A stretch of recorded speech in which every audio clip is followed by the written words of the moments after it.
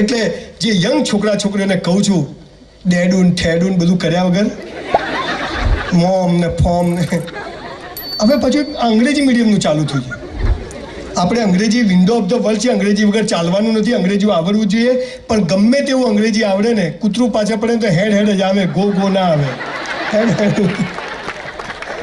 માતૃભાષા ગુજરાતી.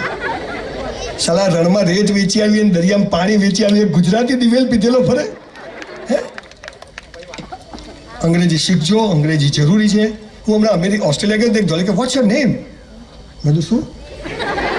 મને કે સ્પીક ઇન ઇંગ્લિશ. મેં યુ સ્પીક ઇન ગુજરાતી. મને કે આઈ ડોન્ટ નો. મેં આઈ ડોન્ટ નો. અંગ્રેજી ભાષા છે, હોશિયારી નથી. આ મગજમાં યાદ રાખજો. અને એટલે નરેન્દ્રભાઈએ કહ્યું કે હવે અંગ્રેજીમાં ગુજરાતીમાં મેડિકલ બી કરી શકશો અને એન્જિનિયરિંગ બી કરી શકશો. મજા છે. માતૃભાષાનું ગૌરવ હે ને, પણ અંગ્રેજી વગર ચાલવાનું નથી. બાકી બહેરા બોબડા અમેરિકા ઓસ્ટ્રેલિયા ફરીને તો આવે જ છે. ના આવડે તાર કરવાનું એટલે પકડીને લઈ જાય આપણને. સમજાય છે બધું. જે કરો તે બેસ્ટ કરો. પેલા ઘરે નથી જવાનું, ચાલુ રાખું ભાઈ. આટલામાં આટલું જોયો.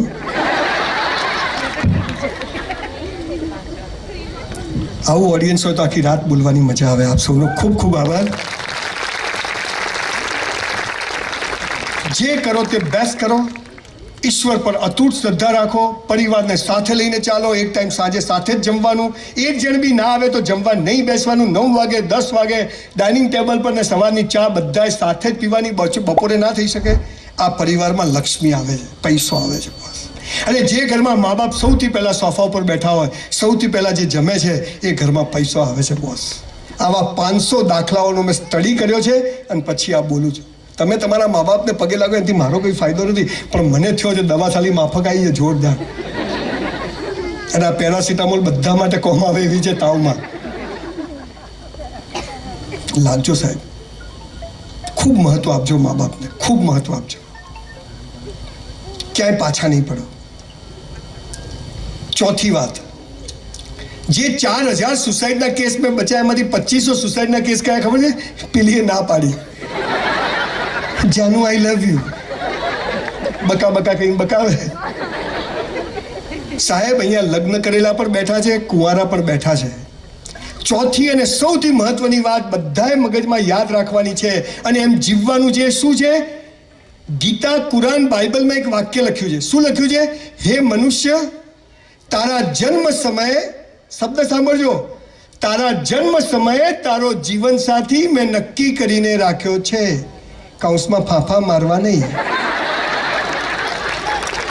એટલે એવું લખ્યું નથી, એવું સમજવાનું. તમને મા બાપ નક્કી કરવાનો અધિકાર છે, તમને ભાઈ બહેન નક્કી કરવાનો અધિકાર છે, તો તમને જીવન સાથી પણ નક્કી કરવાનો અધિકાર ઈશ્વરે આપ્યો.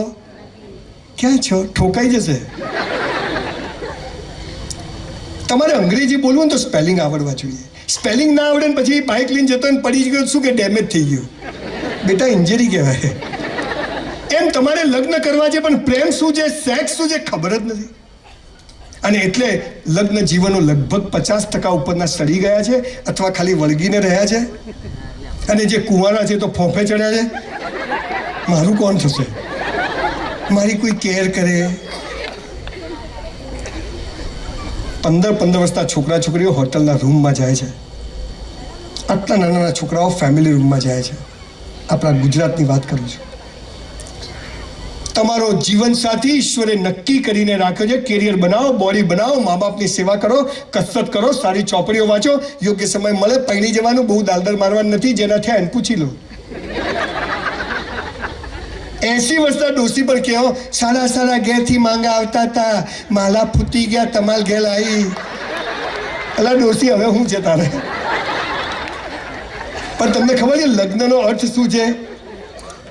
બે પરસ્પર વિરોધી વ્યક્તિઓ સાથે રહે, આખી જિંદગી ઝઘડાય, સુધરે નહીં તોય સાથે રહે, આનું નામ લગ્ન. This is called marriage. પણ પ્રેમ શું છે ખબર નથી. અમારા અમદાવાદમાં એક લો ગાર્ડન છે, ખબર છે બધાને? હા, એ તો બધાને ખબર છે.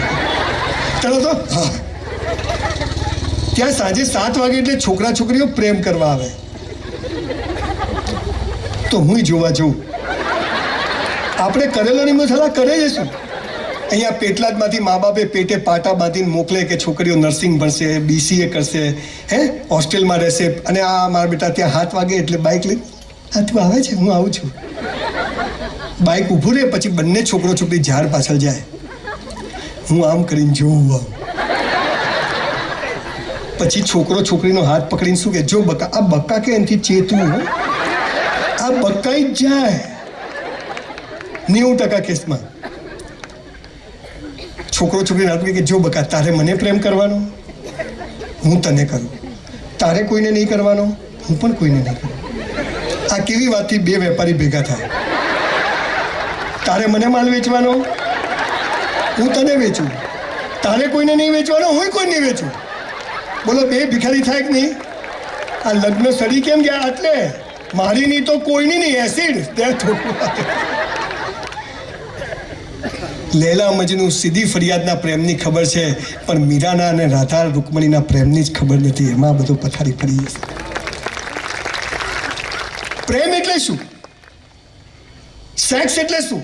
બોલો, આ તો અત્યારે તમે કોઈ જગ્યાએ જાઓ ને, બોલો ને સેક્સ, હા ભાઈ તો કેવું બોલે, એટલે આપણે એમને માં આવી ગયા. આ જરૂરી છે, આ નથી બોલે એમાં જ દાંત વળ્યો છે.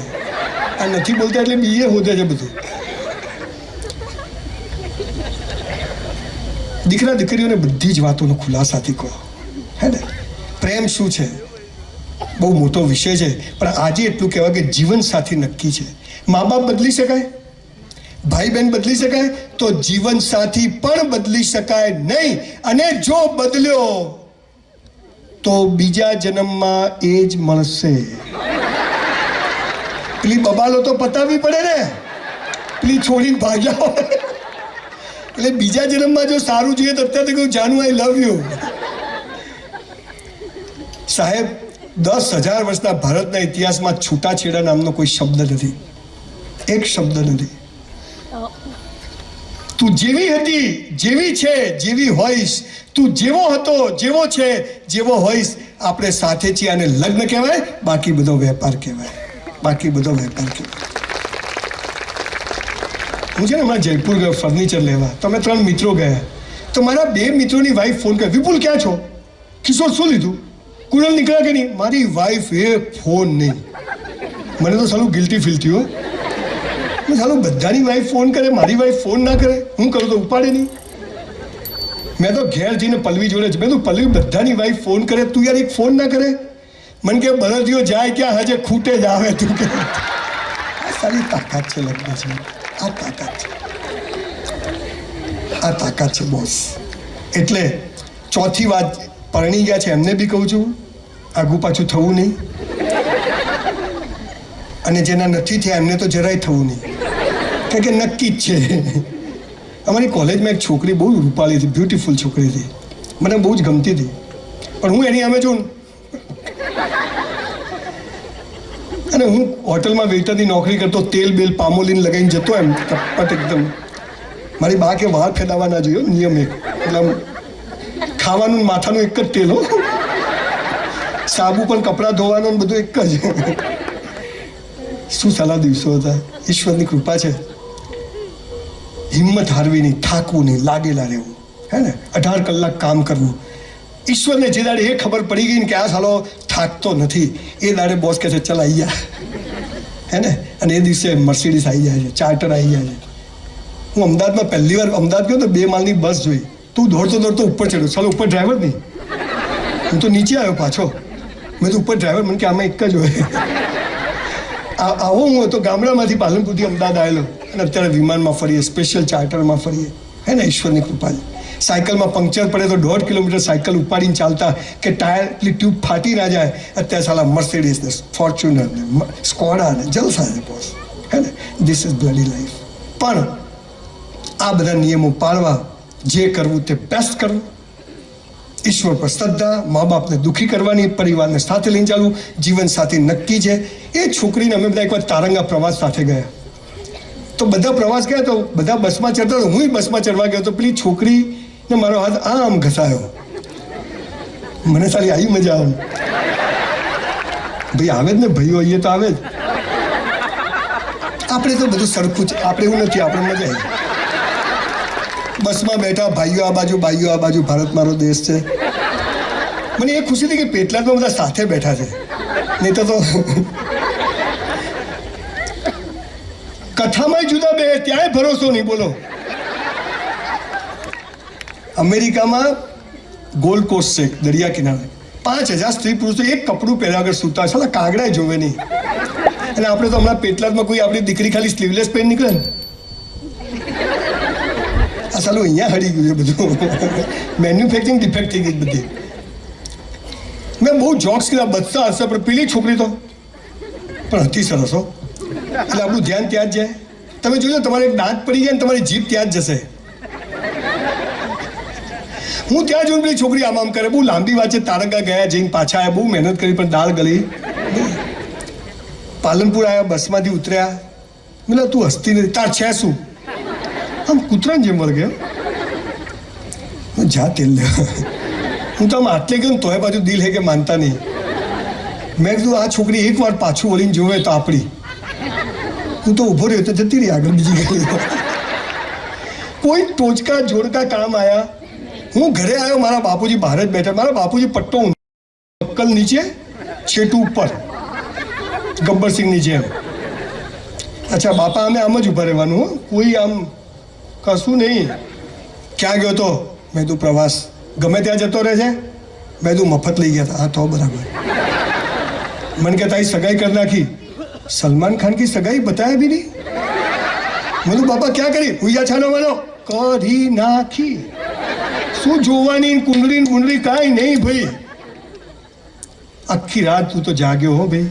પદ્મિની કોલ્હાપુરી ને રતિ અગ્નિહોત્રી. સવારે મારા ભાભી મને કે ચાલ તને લઈ જાઉં છોકરી જોવા. અમે તો ગયા એક જેના ઘરે, આમ મોટો બંગલો, બહાર ગુલાબના બગીચા, આપણા ઘરમાં તો એક તુલસીનું કુંડું નહીં ચાલું. અંદર ગયા તો એલ શેપમાં સોફા.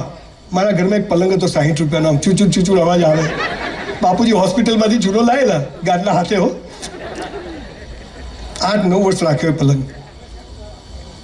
અને અહીંયા તો ધક ધક ધક. અને સામેથી આમ બહાનું ખુલ્યું, પેલી તારંગાવાળી આવી પાણી લઈ. પેલો હાથ અડ્યો તો એ જ આવી. એટલે મેં કીધું હા અહીં ક્યાંથી આવી? હાલી બધું બગાડશે. મને કે પાણી પીવો. 2 ગ્લાસ ઠોકી ગયો.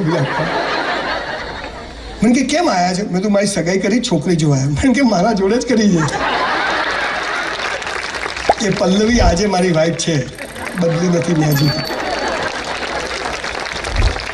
પણ સાલા એવા ખટારા જેવા પિક્ચરો બનાવે. આપણા છોકરા છોકરીને બરબાદ કરવા માટે ફિલ્મ લાઈનમાં પૈસા લાગે છે. છોકરી જતી હોય, છોકરો જતો હોય, ઘંટડીઓ વાગવા માંડે, બગીચામાં જઈને ગીતો ગાવાનું ચાલુ. હું ને મારી વાઈફ 50 વાર બગીચામાં ગયા, એક ગીત યાદ ના આવ્યું. બોલો હવે આને આપણને કેમ નહીં આવતું? પલવીન કીધું તને? મને કે મને નહીં આવતું. કહો ના પ્યાર. ઇન્ટરવેલ સુધીમાં છોકરા છોકરીને પ્રેમ થઈ જાય. છોકરીના બાપાને ખબર પડે. છોકરીના બાપા જમાઈને ઉઠાવે, ગુંડાને લઈ જાય જંગલમાં. ગુંડાઓ પેલા જમાઈને, છોકરીનો જે પ્રેમી હોય ને એને, છોકરીના બાપા એટલે ગુંડા તો રાખતા જ હોય, એ બી સાઉથના જ હોય. લઈ જાય જંગલમાં ને વીરુને આમ પકડે. વીરુ કે મુझे छोड़ो, मेरी बेटी से शादी करेगा? हाँ. પછી પગ ઉપર પાઇપો મારે, દે ઠોક. હીરો આમ પડે નીચે. મલ્ટિપલ ફ્રેક્ચર હો, અહીંયા અહીંયા અહીંયા બધું. પછી છોકરીનો બાપ આમ પગ રાખે, નલાયક મેરી બેટી સે શાદી. તો કે હા. હું તો કહું ભાઈ નહીં કરું, મને છોડી દે. એવા છોકરીને ઘરે ખબર પડે કે મારા બાપા વીરુને મારે છે. છોકરી ઘરેથી દોડે. એને ખબર જ હોય ક્યાં મારે, ક્રિકેટ ગ્રાઉન્ડ પર જ આવે. વીરુ મુझे ले जाओ. અને ભાઈ વીરુને માતાજી આવે. વીરુ ઉભો થઈ જાય. ફક્ત મેડિકલ સાયન્સ, ફ્રેક્ચર બેક્ચર ચૂલામ ગયું. મલ્ટિપલ ફ્રેક્ચર વાળો ઉભો થઈ જાય. અને આપણે બધા કે કમ ઓન. એટલે ભાઈ આ ભાગી ગયેલો છે, આ શૂટિંગ છે. અને મારામારી કરે. ભાગેલો હીરો બધાને મારી નાખે, બધા મરી જાય. છોકરો ને છોકરી આમ બે આમાં હાથ ખેંચે. અને આમ ધ એન્ડ. એટલે આપણે બધા અલા ભાઈ આ આમ તો થઈ ગયા, પછી શું? ઘરમાં ગેસના બાટલા લાવવા પડે, સીધું સામાન લાવવું પડે, ઘરના હપ્તા ભરવા પડે. સલાહ તો બતાવતા નથી. જે પ્રોબ્લેમ સારું બતાવો. લુખ્ખો હીરો હોય પણ 50 લાખનું બાઇક હોય, હે 40,000ના બૂટ પહેર્યા હોય, આપણે આખી જિંદગીમાં 40,000ના ના થાય. ઉલ્લુ બનાવવાના ધંધા છે. જીવન સાથી નક્કી છે. આ દેશમાં નિયમ હતો કે 25 વર્ષ સુધી બ્રહ્મચર્યનું પાલન કરવું, કસરત કરવી, બોડી બનાવી, મા બાપની સેવા કરવી, જ્ઞાન મેળવવું, કેરિયર બનાવી, 25 થી 50 વર્ષમાં લગ્ન કરવા, બચ્ચાઓ પેદા કરવા, એમને મોટા કરવા. 50 વર્ષ થાય એટલે સમાજ માટે નીકળી જવું. સાહેબ 7 વર્ષથી બિલકુલ આ કામ કરું છું. આજે 57 થી 7 વર્ષે ઘરે કહી દીધું કે હવે ભાઈ કોઈ સહી ભાઈ નહીં થાય, હે ને. હવે સમાજ માટે જીવવું છે. અને 75 થાય એટલે હિમાલયમાં જવાનું. તમે બધા જાઓ ચૂલામાં, આપણા માટે જીવવાનું. આનું નામ જીવન. અત્યારે તો 18 વર્ષે શું થયું અમારે તો, પછી ભાગી ગઈ એટલે કરી નાખ્યા. બહુ મહત્વનો વિષય છે. મા બાપ બહુ ચિંતામાં છે, સમાજ બહુ ચિંતામાં છે. યંગ છોકરા છોકરીઓને કહું છું, તમારો જીવન સાથી ઈશ્વરે નક્કી કરીને રાખ્યો છે. કેરિયર બનાવો, અને કોઈ ગમે તો મા બાપને કહેજો. અને મા બાપને પણ કહું છું કે છોકરો છોકરી એમ કહે ને કે આ ગમે છે તો એની તપાસ કરો. તમને આના માટે અહીંયા મોકલ્યા છે, એટલે તમે કોઈ ના કર્યું, અમારે નહીં કરવાનું. મારા બધા જ દીકરા દીકરીઓએ લવ મેરેજ કર્યા, પણ એ લવ પછી કર્યો. પહેલાં મને કીધું મને આ છોકરી ગમે છે, અથવા મને આ છોકરો ગમે છે, હે ને. અને છતાં બધા દીકરા દીકરીઓ એકદમ વેલ સેટ છે. મારા ભાઈના બધા જ. પ્રેમ કરવો એ ગુનો નથી, પણ એક સમજ હોવી જોઈએ કે પ્રેમ છે શું. અને જીવન સાથે નક્કી છે તો પછી, અને લગ્ન પછી જ પ્રેમ કરવો, પહેલાં કરો એમાં લોચો પડે. અને મારો તો એક જ નિયમ છે કે સાલો આપણી જાતને જ એટલો પ્રેમ કરવો ને કે કોઈના પ્રેમની જરૂર જ ના પડે. બસ આપણી જાતને જ એટલો પ્રેમ કરવો, બીજું બધું જાય છે. ક્યાંય કહેતો નથી, પણ અહીંયા બહુ મોડું થયું છે. પેલા ભાઈ ખવડાવવાવાળા છે ને આજે, તો 10 મિનિટ લઉં વધારે, એમ કે લાગી તો છે સાલી જોરદાર.